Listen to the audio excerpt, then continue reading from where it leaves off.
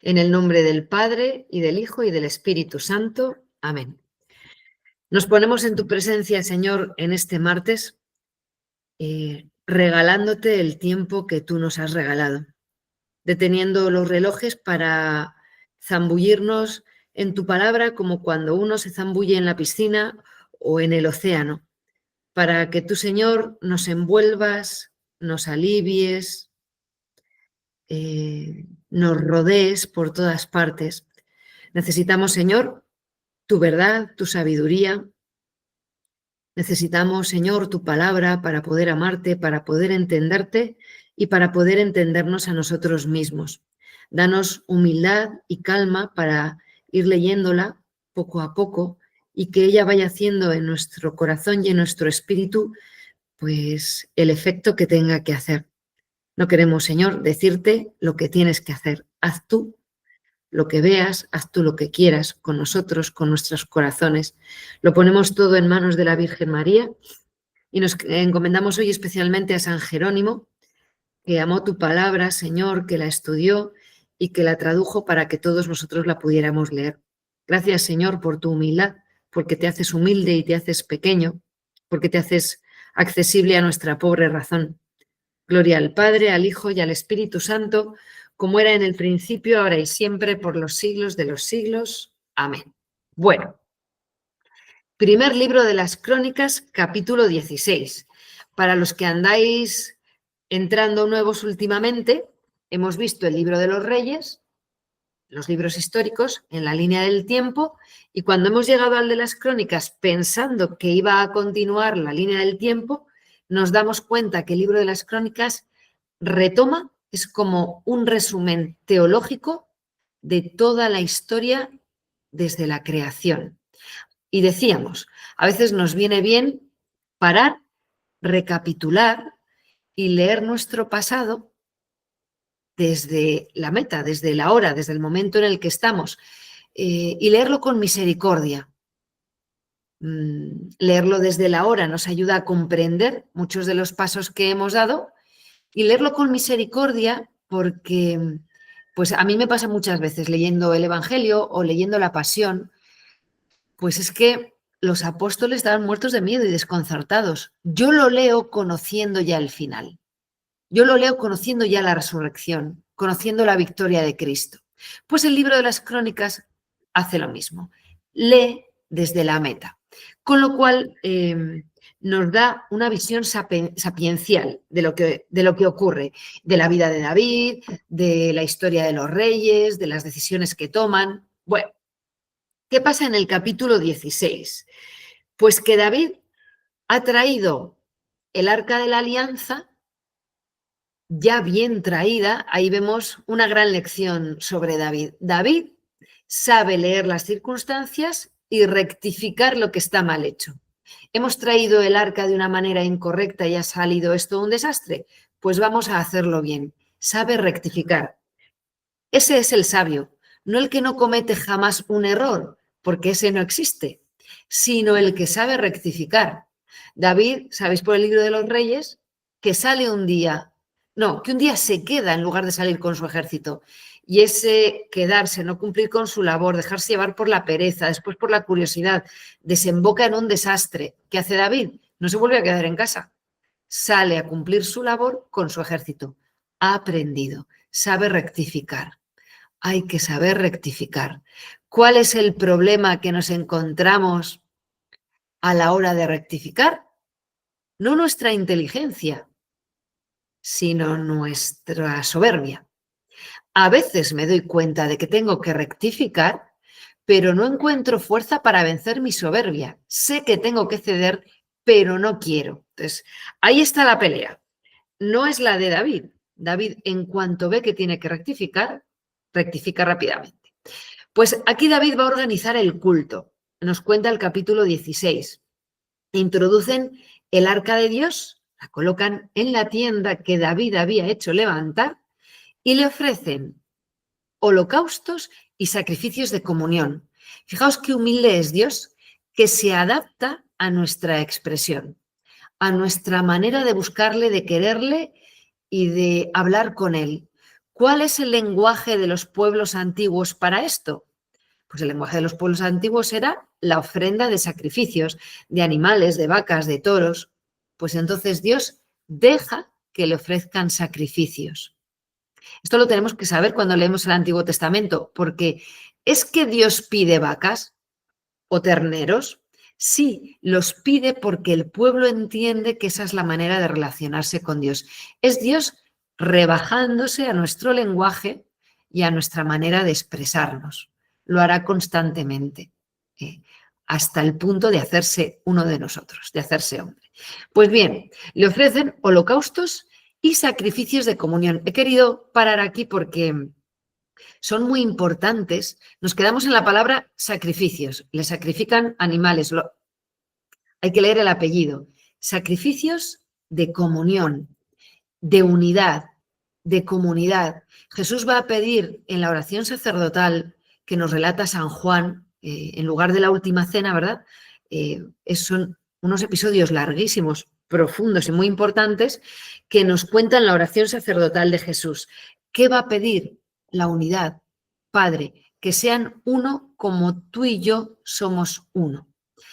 La comunión no es estar todos juntos en un sitio, sino estar unidos, esa unidad que Cristo va a pedir.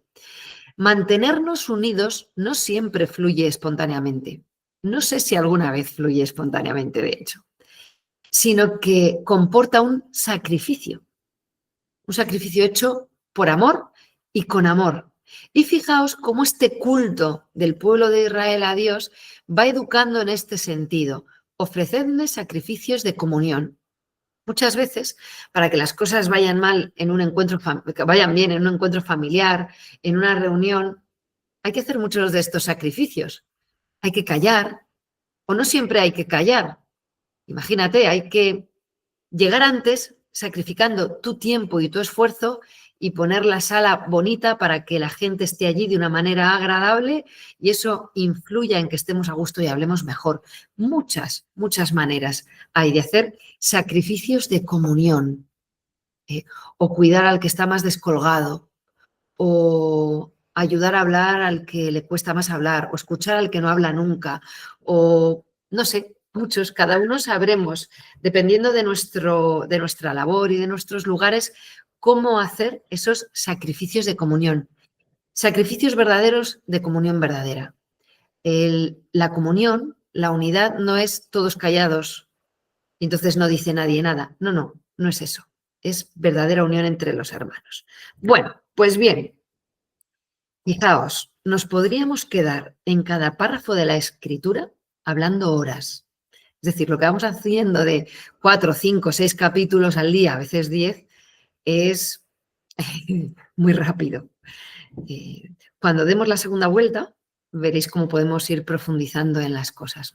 Y la tercera y la cuarta. Bueno, la cosa es que el Señor nos toque el corazón y que en aquello que nos vaya inspirando a cada uno, a mí cuando lo preparo, a vosotros cuando lo leéis, nos podamos parar un ratito y decirle, háblame, Señor, háblame, ¿no? ¿Qué me quieres decir? Hoy nos hemos quedado un poco en estos sacrificios de comunión. Bueno, pues David va a organizar la liturgia del templo y aquí os he puesto, porque pone en presencia de Dios. Determinó a los levitas que habían de hacer el servicio delante del arca para glorificar, alabar y dar gloria a Dios. Isaí hacía, Obededón y Yeyel con salterios y cítaras. Y Asaf hacía sonar los címbalos. Mirad, a veces tenemos problema con la escritura porque escuchamos palabras que no conocemos y las pasamos por alto para ir a la siguiente. Y entonces el texto nos resulta más oscuro. Hay una cosa muy sencilla que es buscar en el diccionario, eso se hacía en mis tiempos, ahora se hace en Google, las palabras que no entiendo. Los instrumentos musicales con los que David organiza el culto son estos. Estos son salterios. Eso que veis ahí es un salterio, que se toca con la mano o se toca con el arco. Esto que veis aquí es una cítara. De cuerda litúrgico muy usado. Suena parecido al piano. utilizando mucho en la liturgia oriental. Estos son los címbalos, que son los platillos pequeños. Pues cuando leamos el resto de las veces lo de los salterios, las cítaras y los címbalos, de las cítaras y de los címbalos. Y eso nos ayudará a imaginar, porque nosotros los occidentales necesitamos imaginarnos plásticamente lo que estamos leyendo. Y eso a veces nos traiciona en la lectura. Bueno, pues va a organizarlo David. David va a componer salmos, va a componer oraciones, va a dejar organizada por turnos toda la liturgia del templo. Siempre va a haber cantando, orando, alabando a Dios. Este es el cimiento y el fundamento de la liturgia de las horas que seguimos rezando. Habéis visitado pues lugares en los, yo qué sé, aquí en Navarra, en La Oliva o en Leire, como los monjes, o si habéis visitado otros monasterios, cantan laudes, vísperas, oficio, completas. Son salmos con oraciones y peticiones continua, porque se rezan en las horas del día, al amanecer, al atardecer, al anochecer, se van rezando en todo el mundo. Según va el sol recorriendo el planeta y va amaneciendo, allí monjes, monjas, sacerdotes y cristianos, porque todo el mundo está invitado a rezar la liturgia de las horas, alaban a Dios, le ofrecen su día, de manera que esta liturgia que empieza a organizar el templo, voy, hago mi celebración y me marcho a mis cosas. No, David organiza el culto de manera que la oración a Dios sostenga a Israel. Y la oración de la liturgia de las horas cristianas está organizada en este mismo sentido, que constantemente los hermanos estén rezando y alabando a Dios, incluso por los hermanos que por su trabajo o porque están descansando, no lo están haciendo. No va a ser esto que organiza David la emoción de un día porque viene el arca o porque es el patrón de mi pueblo, porque es el no sé qué, y ese día rezo muchísimo y alabo a Dios y salgo en procesión y el resto del año me olvido. O hago esto 5 veces al año y el año tiene 365 días. No va a ser la emoción de un día, sino un ministerio continuo para Dios, una oración continua para Dios. Y David lo deja organizado, se lo deja todo organizado a Salomón. Bueno, en realidad se lo deja todo organizado al Señor, ¿no? Bueno, pues seguimos adelante. A partir del capítulo, del versículo 17 dice, aquel día David, alabando el primero al Señor, entregó a Asaf y a sus hermanos este canto. Y tenemos ahí un salmo precioso. Ese canto de David está recogido en 3 salmos que también están en la escritura. Y he ido sacando frases, pero uno se puede ir parando en la que más le ayude y diciéndosela al Señor. El Señor a través de la palabra nos enseña a rezar. Y empieza el salmo diciendo, dad gracias al Señor, invocad su nombre. Un mandato. Dad gracias al Señor. ¿Se puede esto mandar? No es que sea un mandato en sí, aunque está expresado como un mandato, sino que el Salmo expresa con muchísima emoción un sentimiento que acaba poniendo en imperativo como mandato.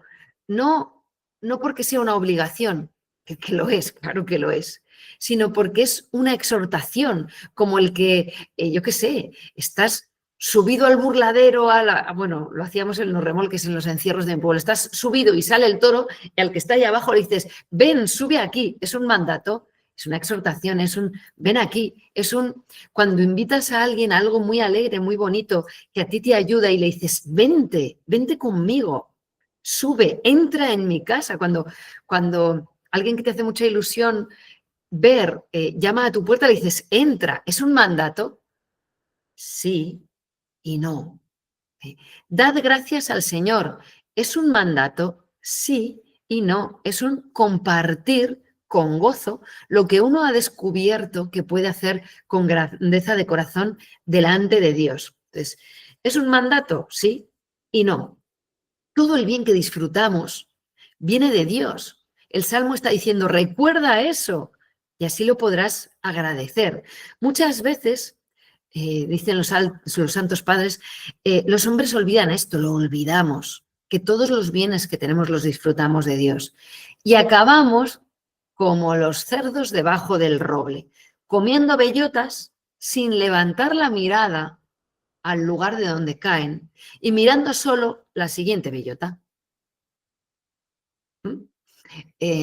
Los santos padres ponían unos ejemplos muy... Hoy resultarían ofensivos. A mí me ha ayudado. Yo no quiero ser un cerdo debajo de un roble mirando solo bellotas, perdiéndome la belleza del lugar de donde salen, ¿no? No quiero pasar la vida buscando un bien, otro bien y buscando con qué estar a gusto, levantando la mirada solo para ver en qué entretenerme y descansar y no levantar la mirada al cielo para decirle a Dios, gracias Señor, que me regalas en el día todas las cosas que más me gustan, todas las cosas que más me gustan. Dad gracias al Señor, invocad su nombre. El Señor nos está enseñando, llámame. Cuando te pase algo, llámame, estoy aquí para que me llames y deseando que me llames, ¿no? Invocad su nombre, Dios mío. A mí me encantan cuando pasaba el verano en el pueblo de mi madre, ¿no? Las abuelillas decían muchas cosas de, válgame el Señor, Dios mío, pasaba algo, llovía mucho, había un incendio, Dios mío. Digo, fíjate, estas expresiones, que son expresiones culturales, qué bien enfocadas iban. Qué bien enfocadas iban. Válgame el Señor, Dios mío. Bueno, pues dad gracias al Señor porque es bueno. Podéis leer el Salmo y repetir las frases que más os ayudan, ¿no? Yo he sacado algunas, ¿no? Buscad al Señor y su poder, id tras su rostro sin tregua. No descanses, busca al Señor en todo y en todo momento y en todo lo que te pase. No te des descanso en esto, porque Él es tu descanso. ¿Detrás de qué vas? Vamos detrás de muchas cosas que nos ponen como a los burros de antaño la zanahoria y vamos detrás, engañados y caminando detrás de una zanahoria que nunca alcanzamos. No, busca el rostro de Dios y su acción en tu vida sin descanso, porque ese es tu descanso, porque el bien nos descansa el corazón. Buscad al Señor y habéis su poder sin tregua. Recordad sus maravillas. Mirad, tenemos que purificar nuestra memoria porque con mucha facilidad nuestra memoria recuerda sin que hagamos ningún esfuerzo las cosas malas, lo que nos han hecho de mal, los insultos, los traumas, las necesidades, las carencias afectivas, las desdichas que pasamos cuando... Con mucha facilidad, sin que tú las llames, estas cosas vienen a tu memoria. Hay que purificarla poniendo de manera estable y consciente en nuestra memoria los momentos bellos y las bondades de Dios, los momentos bellos que Dios nos ha regalado, los momentos tranquilos o pacíficos y las bondades de Dios en nuestra vida. Y tenemos que hacerlo adrede y no dejar de hacerlo nunca, dando gracias. Nuestra mente cae con facilidad al lado oscuro por inercia y tenemos que sacarla, mirando a la bondad de Dios, sacarla de la tristeza, sacarla de la crítica, sacarla del miedo. ¿Cómo? ¿Cómo se saca el mal? Empujándolo con el bien. ¿Cómo se saca el agua sucia de un vaso que no puedes volcar? Metiendo agua limpia de manera continua y se purifica el agua. Pues del mismo modo, nuestra memoria inclinada al dramatismo, y con razón muchas veces, pero inclinada al dramatismo, se limpiará metiendo el bien y leyendo la palabra de Dios y leyendo las proezas de los santos y de Moisés y de David y de la Virgen María y de los apóstoles en los Hechos de los Apóstoles, leyendo las palabras de Pablo, leyendo por supuesto el Evangelio, lo que Jesús dijo y no lo leo y lo vuelvo a leer y vamos metiendo en nuestra memoria palabras buenas, luminosas y sanadoras, de las que después nos acordemos cuando nos pasa cualquier cosa. cuando, yo qué sé, os lo he dicho muchas veces, de repente se te estampara un pajarillo contra el coche cuando vas conduciendo. Y dices, ningún pájaro cae sin que el padre lo sepa. O una hoja de un árbol en otoño. Hasta las hojas de los árboles tiene contadas y sabe el Señor cuándo. De manera que los avatares de cada día, en lugar de recordarnos eslogans publicitarios, cosas malas que nos han pasado o miedos que tenemos ahí recónditos en el corazón, nos recuerden la palabra de Dios y su bondad. Pues bien, para eso está muy bien lo que hacemos estos martes aquí a las 9 de la noche, ¿verdad? Recordad todas sus maravillas y contadlas. Y contad las cosas preciosas que habéis hecho, las peregrinaciones, lo que habéis leído del cántico del siervo de Isaías o del Evangelio de la vida de un santo, porque contándolo le damos cuerpo en nuestro interior. Yo te pregunto hoy, ¿de qué hablas normalmente a los demás? ¿De qué hablas cuando abres la boca y emites sonidos? Hablamos de muchas cosas y no nos hacen bien. Hablamos de los demás, hablamos de lo mal que está el mundo, de las enfermedades y hablamos mucho de yo, mí, me, conmigo. Pues habla de Dios, habla de sus maravillas, habla de la belleza de la creación que te ha regalado y que te encanta. ¿Eh? Nuestra conversación, un arma poderosa para cambiar nuestro corazón y para volver nuestro recuerdo luminoso en lugar de oscuro. Y sigue diciendo, sus juicios, los del Señor, afectan a toda la tierra, a toda, nada se le escapa. ¿Qué te crees que hay que se le escape al Señor? Nada. Todo lo creado es suyo, lo material, lo espiritual, las leyes de la naturaleza, nada ni nadie se le escapa. Nadie vive al margen de la mirada cariñosa de Dios, lo sepa o no lo sepa, porque Dios no vive al margen de nadie. Todo y todos avanzamos hacia Él y habitamos en su corazón. Unos lo sabemos, otros no lo saben, pero sus normas, sus leyes y su mirada abarca todo y no hay rincón que le puedas esconder a Dios. No hay ningún rincón ni de tu casa ni de tu corazón que le puedas esconder. Ni tú ni nadie. Y su voluntad de bien hace avanzar a todos hacia esa meta que es su hogar. Unos lo saben, otros no. Hay gente, ¿no? Yo no necesito a Dios. Insensato. Si no fuera porque Dios te devuelve la vida cada mañana, no abrirías los ojos. Insensato. Pero Dios es bueno y paciente y te deja decir esas barbaridades sin echarte una bronca y sin que te caiga un rayo encima. Porque es bueno, porque es paciente, porque comprende tu ignorancia. Bueno, sus juicios afectan a toda la tierra. Él se acuerda siempre, o sea, como veis, el Salmo no tiene, bueno, y porque me voy saltando frases, él se acuerda siempre de su alianza. Cuando leáis esta frase, acordaos de que las promesas de Dios son estables. Su amor a ti no es intermitente y no depende de lo que hagas o dejes de hacer. Los niños siempre dicen, entonces, ¿por qué me tengo que portar bien? ¿Por qué tengo que cumplir los mandamientos? No es para que Dios te quiera. Dios ya te quiere. Es para quererle tú a Él. Y su amor a ti no es inconstante y no va y viene. Su amor a ti es estable porque su alianza está ahí siempre. Su salvación ofrecida eterna, a ti es eterna. No es condicionada de según me levanto o, a ver, a Dios nunca dejamos de caerle bien. Nosotros no sabemos comprender eso porque nuestro amor es inestable y se fatiga y depende mucho de la respuesta del otro. Y alguien no te hace caso, alguien no te quiere, alguien te ningunea, acabas por no quererle. El amor de Dios no es así porque su alianza es estable y Él se acuerda siempre de su alianza. Su salvación es bienaventuranza eterna.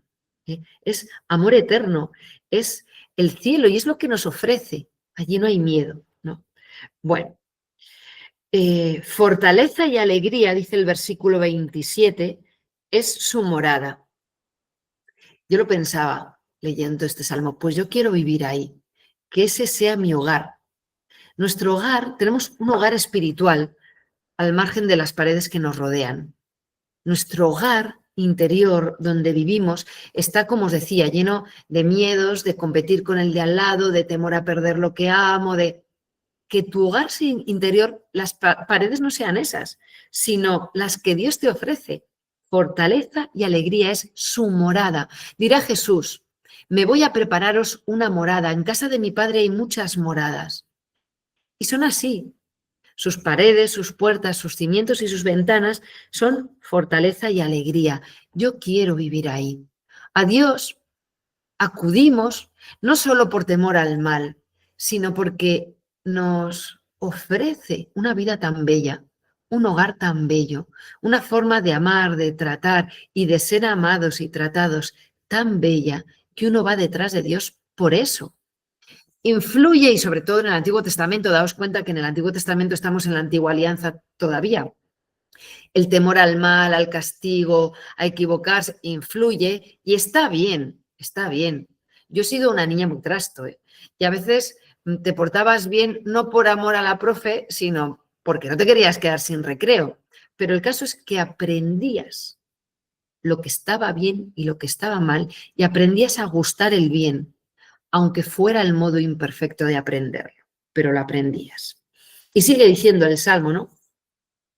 Dad gracias al Señor porque es bueno, así acabará, porque es eterna su misericordia. Ay, bueno, me he saltado una frase que me ha tocado mucho. Guardaos de tocar a mis ungidos, no hagáis daño a mis profetas, dice en el versículo 22. Qué fuerte, qué coherente es Dios. ¿Quiénes son sus ungidos? En aquel tiempo eran sus profetas, eran ungidos los profetas y los reyes. Y David conoce esto muy bien, teniendo a su peor enemigo ahí, a su merced, y pudiendo acabar con él, como es el ungido de Dios, no lo toca. ¡Qué gran lección! ¿Quiénes son hoy los ungidos del Señor? Tú, por el bautismo, la confirmación y el orden sacerdotal, somos los ungidos del Señor. No toquéis a mis bautizados, no les hagáis daño. No toquéis ni hagáis daño a mis confirmandos, porque son mis ungidos, ni a mis sacerdotes. Esto es una gran lección y a mí me hace pensar mucho, ¿no? Y hay que decir las cosas, hay que arreglarlas. Si mi mejor amiga confirmada está metiendo la pata, voy a ir y decirle, oye, ¿qué estás haciendo? No se refiere a eso. No hagáis mal, no critiquéis, no humilléis a mis ungidos, a mis ungidos. Eso es que nos callemos, no, vete tú y se lo dices, pero esa manera que tenemos a veces de tratarnos unos a otros, de criticarnos, de sacar a la luz las vergüenzas de esta, de aquella, del de más allá, eso agrada a Dios. Estás haciendo algo verdaderamente feo delante del Señor, incumpliendo su ley, ¿no? Os decía, es que no hay que corregirse. Claro que hay que corregir al que obra mal, aunque sea un ungido, pero las maneras son muy distintas. Cuando uno corrige desde el respeto y esta reverencia a Dios y a los suyos, ¿no? Yo pensaba, los sacerdotes, pues si hace algo mal, como han salido las noticias últimamente, ¿no? Que salga y que se corrija. Y eso, que salga y que se corrija y que se sepa y que sea sorprendido fenomenal. Es su ocasión y su momento de gracia para rectificar. Y esta situación de no quiero sacarlo, ¿no? Para que no tenga David que andar haciendo recortes, ¿no? De tal sacerdote que se le sorprende haciendo tal cosa ilegal y sale en los medios, yo rezo por él. Y que sea esto ocasión de enmendarse, porque a lo mejor esta pillada es la ocasión de gracia que Dios te está ofreciendo para salvarte la vida eterna. Cosa que si no te hubieran pillado y no saliera a la luz, seguirías haciendo esa atrocidad, a lo mejor de vender estupefacientes, drogas o hacer otras tantas cosas, ¿no? Ahora bien, el juicio a sus ungidos y el respeto por estos ungidos no es una cosa opcional. Está aquí en la Sagrada Escritura. Y este salmo termina diciendo la misma frase con la que empezó, pero explicando el porqué. Dad gracias al Señor porque es bueno, porque es eterna su misericordia. ¿Cómo es mi oración? Yo puedo rezar así. Hay muchísimas maneras de rezar, pero estas que nos propone la Escritura son maneras con las que Dios nos enseña, ¿no? Te doy gracias, Dios mío, porque eres bueno, porque es eterna tu misericordia. Mis padres se conocieron, Señor, porque es eterna tu misericordia. Y se casaron porque es eterna su misericordia. 2 años después, porque es eterna su misericordia. Y pesé 3,5 kilos al nacer y vine sana porque es eterna tu misericordia. Y fui a el que aprendí tantas cosas porque es eterna tu misericordia. Y te conocí, hice la primera comunión y mis padres me bautizaron porque es eterna tu misericordia. Y entré en la fraternidad porque es eterna tu misericordia. A Tudela. Y vivo aquí porque es eterna tu misericordia. Y sufrí aquella decepción que me enseñó tanto y en la que tanto crecí por tu misericordia. Y pasé este tiempo en el hospital porque es eterna tu misericordia. Error y me di cuenta y pude pedirte perdón. Y tú perdonarme porque es eterna tu misericordia. Este salmo es muy bonito y muy importante porque es eterna tu misericordia. Misión cumplida. David trae el arca, organiza el culto, los cantores. Misión cumplida. Ha traído al Señor en medio del pueblo. Pues esa es tu misión también. A tu familia, a tus amigos. David ha puesto la mirada de todos en Dios, quitándola de sí mismo. Ha dejado bien con los porteros, con los holocaustos. ¿Cómo se nota que David quiere mucho a Dios? Como cuando una madre está embarazada, va avanzando, ¿verdad?, la gestación y llega el momento de romper aguas e ir al hospital. Para cuando va al hospital, ha dejado todo en casa súper preparado. Bueno, antes había que preparar menos cosas, ahora el masicosi, el no sé qué, el no sé cuál. Ropas de cambio, la habitación preparada. Preparar es cuestión de cariño. Es muy bonito, os lo decía en una de las audiencias del Papa León los miércoles, cómo habla de que Jesús preparó la Pascua y preparó aquel lugar para que los apóstoles fueran y pudieran ellos también preparar con cariño los últimos retoques de la Pascua. David no ha organizado una fiesta puntual, ¿verdad?, para que en esa fiesta se haga una celebración muy bonita y después se acabe todo ahí. No. Ha preparado una fiesta espectacular, pero además de eso, ha preparado la manera de que Dios sea honrado, acompañado y alabado perpetuamente. No se ha ahorrado nada. Ha dejado preparado un ministerio continuo delante del arca, según el rito de cada día.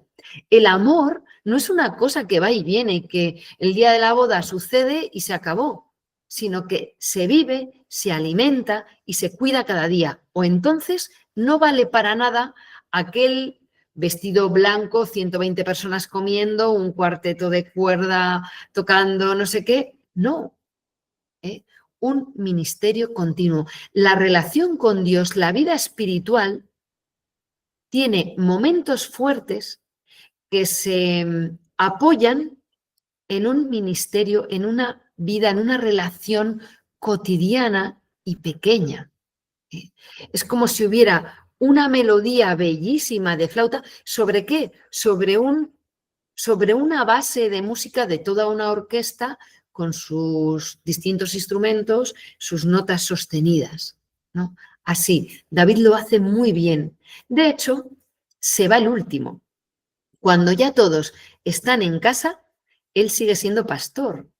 Es de esos pastores que va detrás de todas sus ovejas. El pastor que cuida el rebaño para que no venga el lobo por detrás y se las lleve. Cuando ya todos se han ido, él se va el último para bendecir su casa, como todas las demás, para que la presencia del Señor en medio de su pueblo bendiga también su casa. Ahí os he dejado, que ya os lo sabéis, los que lleváis mucho tiempo, cómo es el tabernáculo, la tienda que Dios pidió a Moisés y David prepara de manera exquisita para que el Señor esté allí. Y después lo que os decía, se va para que el Señor bendiga su casa, también su casa. Que te bendigan la casa no es que te hagan magia. Cuidado con confundir la fe y la gracia de Dios con la magia, con la manipulación de las personas o de las fuerzas del universo y esas cosas en tu servicio. Esto no es magia en ese sentido, Es un cumplimiento de la promesa de Dios para con tu familia. Antes se bendecían las casas. ¿Qué es eso? Pedir al Señor, que es Padre, cuídame, cuida de mi casa y cuida de los míos. Es una costumbre muy bonita que en algunos sitios se sigue haciendo. Ahí os he puesto, ¿no? Cómo deja todo preparado para que el sumo sacerdote y los levitas puedan cumplir sus funciones. La mesa del pan, la mesa del incienso, la menorá. Bueno, y así termina este capítulo que es muy bonito y empieza el 17. La profecía de Natán. Dice el capítulo 17, una vez instalado en su casa, dijo David al profeta Natán, siempre hay un profeta que aconseja al rey de parte de Dios y donde el rey puede ir y decir, ¿qué quiere Dios que haga con esto? Cuando no sé qué hacer, busco al profeta, al ungido, al que sabe interpretar la voluntad de Dios en estas circunstancias en las que estoy. Y le dice, ya ves, Natán, yo habito en una casa de cedro, mientras que el arca de la alianza de Yahvé está bajo una lona. Este es David. La actitud de David demuestra que en su corazón hay un amor entrañable y cuidadoso a Dios. Es la misma pregunta que propondrá San Ignacio a los que hacen los ejercicios espirituales. Pregúntate, ¿qué puedo hacer yo por Dios?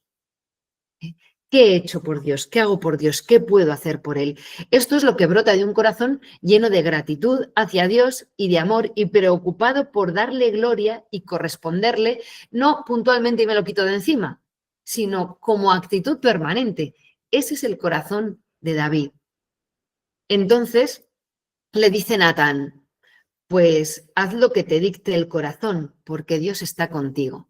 Qué bonito también, ¿no? Que te digan, haz lo que te dicte el corazón, porque Dios está contigo. Y entonces David se propone hacer una casa, un templo. Pero resulta que el Señor habla a David, habla a Natán esa noche y le dice, no, ve y dile a mi siervo David que yo le voy a construir una casa. El Señor te construirá a ti una casa. Nunca he estado con los hijos, si lo habéis leído, nunca desde que estoy con los hijos de Israel habitando en medio de ellos, les he pedido una casa. Voy a ser yo el que te va a construir una casa. Casa Bait en el original, en el hebreo, como Dios se lo dice a Natán, casa es casa, lo que entendemos por una casa, pero en su sentido amplio, una casa, un hogar, un linaje. Es mucho más que un templo, que será. Y David construirá ese templo por medio de Salomón a Dios.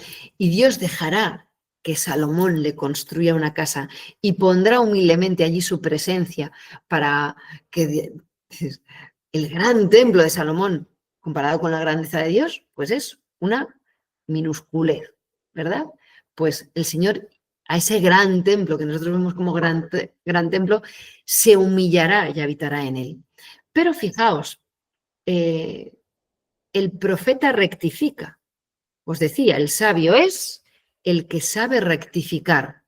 Natán rectificó. El Señor nos da la razón iluminada por la fe para que tomemos decisiones en el día a día. Natán recibe esta petición y en su razón es un hombre de fe, iluminada por la fe, dice, muy bien, es una cosa buena, pero ese día recibe una luz extraordinaria. Nosotros en la vida espiritual nos tenemos que regir así. No tenemos que estar esperando milagros ni profecías para cada una de nuestras acciones, sino que como personas espirituales de oración, viviendo en gracia, vamos con nuestra mente impregnada por nuestra fe, tomando decisiones. Y si el Señor quiere que hagamos otra cosa distinta, nos dará una luz extraordinaria, un conocimiento extraordinario.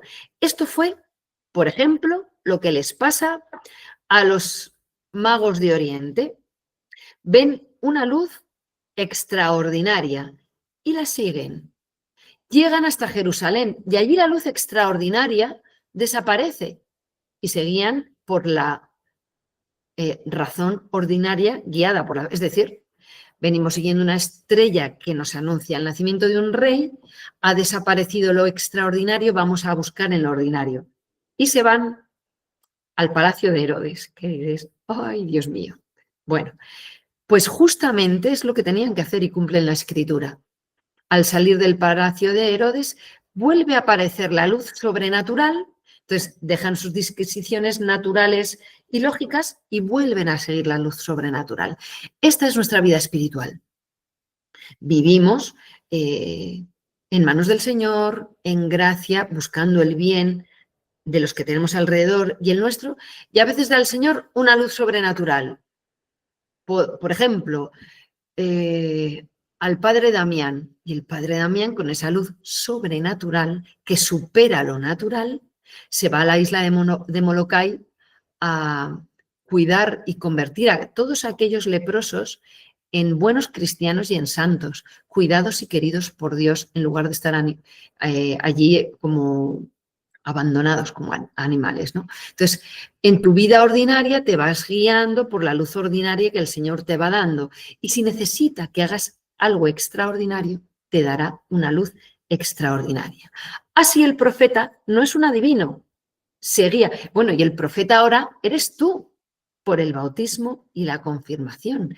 Estás ungido, tú eres el profeta que tiene que vivir en el día a día con la luz ordinaria de la inteligencia, impregnada por la fe, y cuando el Señor te dé una luz extraordinaria para ti o para los demás, saber reconocerla y seguirla. Y el profeta es muy bonito y muy importante, rectifica, el Señor te construirá una casa, no tú a él. Yo habito en una casa de cedro, dice David, y quiero hacerle una casa. Eso es muy bonito, hasta que el Señor acepta la ofrenda de David y la rechaza al mismo tiempo. Gracias, David. O sea, el Señor es muy cariñoso y muy agradecido con David. Gracias, David. Gracias por lo que quieres hacer y lo harás. Pero soy yo el que te va a dar un linaje, una casa, un nombre. De hecho, el Mesías será llamado, ¿verdad? Lo sabemos, hijo de David. ¿Cumple Dios su promesa de te daré una casa? Sí, sí la cumple. ¿La cumple en Salomón con la construcción del templo? Sí, pero la cumple en Jesús. El trono será edificado para siempre, no en Salomón, en Cristo, en Cristo. Voy a hacer, dice el Señor a David, que tu nombre sea famoso como el de los grandes de la tierra. Qué curioso. Si vamos al Génesis, el pecado de los hombres en aquella prehistoria teológica, en el capítulo 11 fue, vamos a construir una torre que alcance el cielo para hacernos un nombre. Yo, con mi soberbia, me voy a poner en la grandeza a mí mismo. Qué dura la soberbia. Le contaba a las del grupo de Biblia esta tarde, aquí en Tudela, que un sacerdote, muy gracioso, con mucha gracia, nos describió un día en los ejercicios espirituales lo que él consideraba que era la soberbia. Y me acuerdo mucho de él cuando voy a la capilla de mi casa, porque decía, yo llego, quito el sagrario de la repisa, donde está allí el sagrario puesto con la presencia de Dios, y me siento yo al lado de la velita para que se me vea bien. La velita para mí. Quito al Señor y muchas veces en la capilla de mi casa me lo imagino, yo quitando el sagrario y poniéndome yo en la repisita ahí sentada, ¿no? Al lado de la vela roja. Esa es la soberbia del hombre que quiere fama, que se me vea, que se me considere, que yo, que yo, que yo, que yo. Esa es la ruina del hombre. El verdadero nombre que recibimos es el que Dios nos da. Y la grandeza que hay en nosotros es que Dios está en nuestro interior. David lo entiende sin ni siquiera intentarlo. Y Dios va a cumplir la promesa de, te voy a dar el nombre que ni siquiera buscas, David, porque el orgullo de los hombres les ha llevado a querer construirse un nombre. Pero el amor del corazón bueno de David lo que le lleva es a construir un templo al nombre de Dios, una casa al nombre de Dios, a Dios mismo.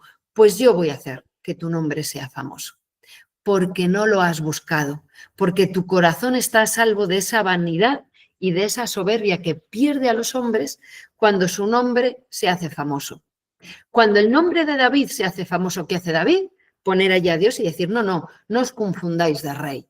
El rey es Él es Dios. Rey no solo de Jerusalén, no solo de mi casa, no solo de mi corazón, es el rey del universo. Pues cuando uno comprende esto, es como la respuesta de Dios tan contento que le dice, yo voy a hacer que tu nombre sea famoso. Y lo hará, y lo hará. Os he puesto aquí al padre Llorente, que es un leonés, un jesuita leonés, que vivió en esos años, no sé si habéis leído Cartas en el Círculo Polar. Precioso, 40 años en el Círculo Polar. Son cartas que él va escribiendo. Y cuenta en una de sus cartas que, bueno, eran dos jesuitas, los jesuitas siempre iban de dos en dos, y al poco de llegar al Polo Norte, el padre Llorente y el otro jesuita, en un accidente de avioneta, el otro jesuita se mata y se queda el padre segundo Llorente, él solo, en el sagrario más al norte del planeta. Llegaban a la playa animales que él no había visto en su vida y que no tenían ni nombre en los libros. Y está un día, en Navidad, él solo, en el iglú, ha celebrado misa, ha habido un problema porque ha venido un ballenero, un barco, y en los balleneros traían alcohol y a los esquimales el alcohol no es que les emborrachara, es que les enloquecía. No está preparado su organismo para el alcohol y les enloquecía. Y él llevaba allí meses con los monaguillos, las señoras que habían aprendido a cantar y a leer para celebrar la misa de Navidad con, pues, con todo el cariño y la solemnidad que se podía hacer allí en un iglú, ¿no? Y cuando llega a ese barco, pues se queda sin monaguillos, sin señoras y no va nadie a misa aquella Navidad, porque están por ahí bebidos, caídos por el suelo de una manera deplorable. Entonces, él celebra él solo la misa de Navidad aquel año y cuando acaba la misa hace lo que él solía hacer, que era quedarse allí a los pies del sagrario rezando una hora santa. Y ese día le dice al Señor, ¿qué he hecho yo? Está solo en el sagrario para merecer que me trates así. Y tú dices, jo, normal, pobrecito, ¿no? Ahí él solo de cura, sin tener apoyo, sin tener a nadie, haciendo unos esfuerzos apostólicos terribles para que luego con una cosa así se vaya a la porra todo su trabajo. No me extraña que esté desesperado y le diga al Señor, ¿qué he hecho yo para merecer que me trates así?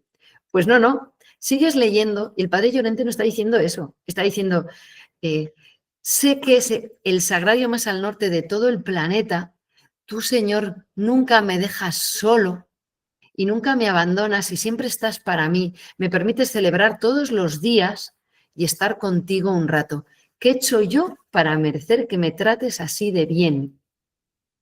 Y no te preocupes, Señor, que igual que tú no me dejas en este sagrario al norte del planeta, yo a ti tampoco te voy a dejar. Qué distinta lectura, ¿verdad? Qué distinta lectura. Pues esa es la lectura que hace David, esa es la lectura que tenemos que hacer. Es así como tenemos que vivir mirando cómo el Señor me cuida. David vive así y de hecho da gracias al Señor. Señor, pero si yo soy una pulga, ¿quién soy yo para que me trates así de bien? Él es como el padre Llorente, ¿no? ¿Qué he hecho yo? Si no soy nadie y me llenas de regalos, ¿qué puedo darte yo si todo es tuyo? Nada, pues te doy mi corazón. David es humilde hasta para pedir un regalo. Se me va a gastar la batería del móvil. Un momentito que lo voy a poner. Que se me olvida. Perdona, David.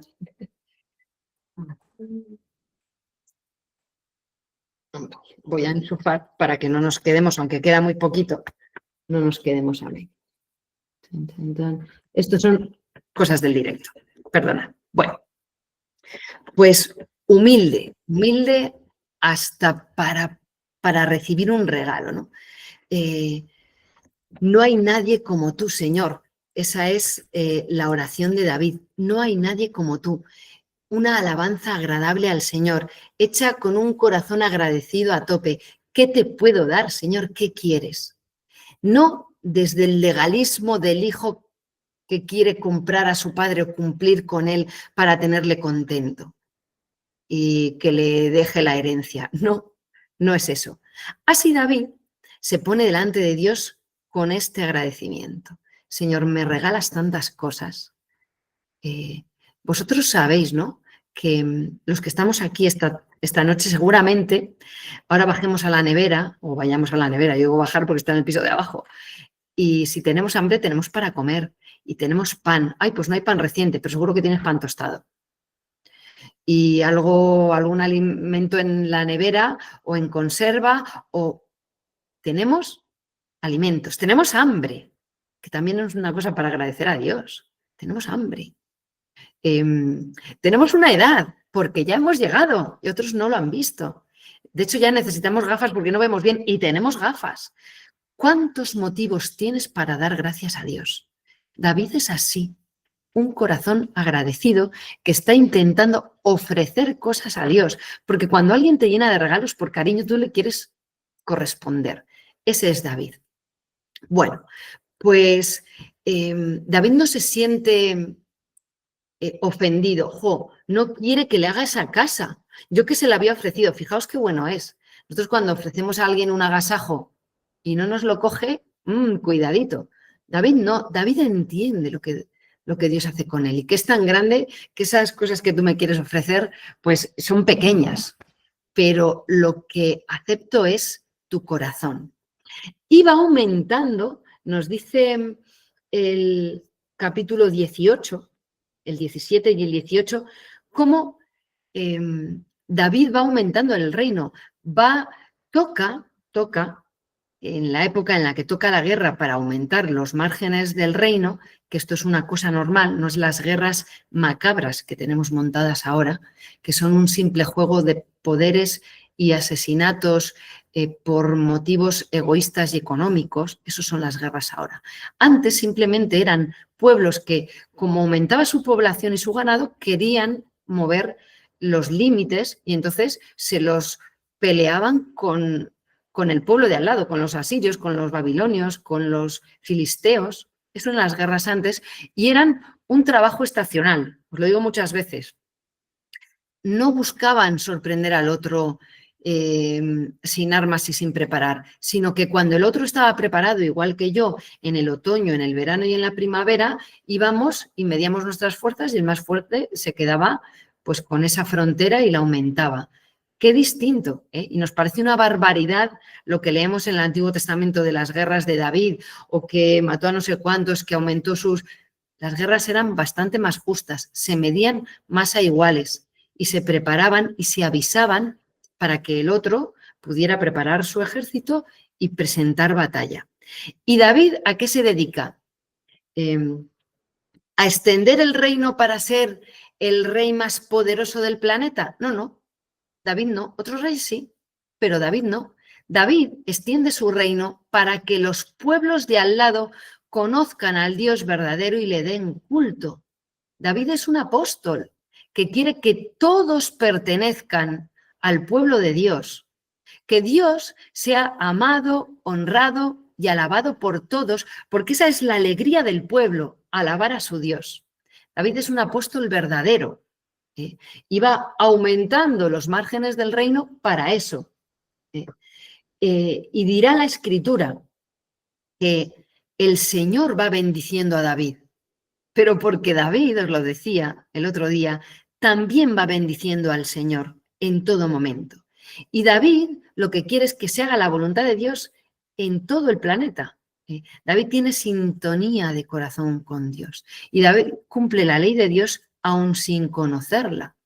Y David es a la vez espontáneo con Dios, es un poeta y le hace canciones y salmos, y a la vez dice, tu siervo ha encontrado valor, como veo que me quieres y que me quieres hacer una casa, entiendo, Señor, que me quieres, siendo yo nadie, y he encontrado valor para orar en tu presencia. Con qué respeto tan bonito ora David y se pone delante de Dios. Y que yo luego no encuentre tiempo para rezar. Qué curioso, cuando es Dios el que me ha dado el tiempo y la dignidad y qué valor, que Dios que David no encuentre manera y se sienta indigno, ¿no? De ponerse delante de Dios y yo tenga ahí a Dios esperándome en el sagrario o en el fondo de mi corazón cuando me acuesto por las noches y no encuentre yo momento que dedicarle a Dios. Hace el año pasado, ¿no? El anterior, yo quedaba con una gitana que me ayudaba a limpiar la Magdalena cuando iba a ser el primer viernes, que está expuesto desde las 7 de la mañana hasta las 7 de la tarde. Entonces quedaba con la gitana y con su hija y entre las tres limpiábamos la Magdalena y tal, y luego pues le hacías algo, yo qué sé, pues le daba comida, le daba alguna cosa, hacíamos así como nuestro trato, ¿no?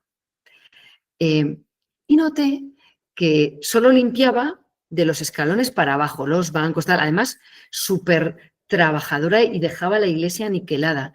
Y ya me dice un día, yo es que no me atrevo a subir ahí, al presbiterio. Me dejó alucinada. Qué respeto reverencial tan precioso que sabe que es el lugar de Dios y se abstiene de subir por respeto, ¿no? Me pareció, diréis, oh, qué exageración. Pues me parece más bonito, mucho más bonito, que cuando entramos, sin ton ni son, como un burro de acá para allá, subiendo, trasteando todo o haciendo fotos al retablo al lado del sagrario, sin saber que ahí está el Señor, ¿no? Qué bonito. Bueno, pues David, evangelizador, va extendiendo el... 3 minutos y acabo. Extendiendo el reino por amor a Dios. Y nos encontramos así con un capítulo, después de que él organiza todo el reino, y lo hace bien, es un buen rey, él delega. Delego no es me desentiendo, pero delego no es lo hago todo yo. David confía a sus altos cargos, pues los trabajos que se necesitan para ser un rey.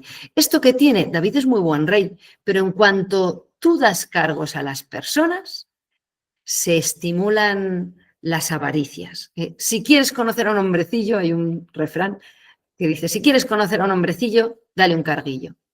Hay personas que cumplen sus cargos con amor y con afán de servicio y hay personas que al recibir un cargo se creen que son más que los demás y buscan los cargos para gobernar sobre sus iguales como si ellos fueran más, en lugar de estar a su servicio. David va a escoger cargos, va a dejar organizado el reino, lo va a hacer bien, pero no todo va a salir bien. Y entonces ocurre aquí, el último capítulo que vamos a ver hoy, porque al 20 no vamos a llegar, una guerra contra el pueblo de al lado. Muere un rey vecino y este rey es muy respetado por David porque se portó muy bien con él y David es agradecido y envía unos emisarios a darle el pésame. Es un tipo elegante, David, a darle el pésame, sus condolencias a los hijos. Entonces, cuando llegan allí, los malos consejeros, ojo, hay que rodearnos de consejeros buenos, de profetas. Le dicen, ¿a qué te crees que manda David a sus hombres? ¿A darte el pésame? Les manda para curiosear, para saber cuáles son nuestras fortalezas y nuestras debilidades y luego derrotarnos y quedarse con nuestra ciudad. No te dejes engañar por esas supuestas bondades de David. Siempre encontramos consejeros envenenados que nos aconsejan desde su sospecha, porque como son así en su corazón, piensan que todos los demás lo son. Así que a estos mensajeros, a estos enviados de David, lo que hacen es burlarse de ellos. Les cortan los vestidos a nivel del muslo, les cortan media barba, les humillan, les humillan.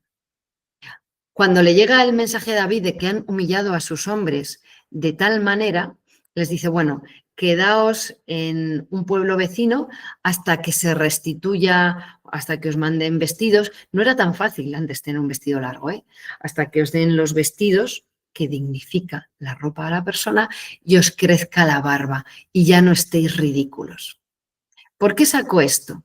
A David le importa que sus hombres no hagan el ridículo.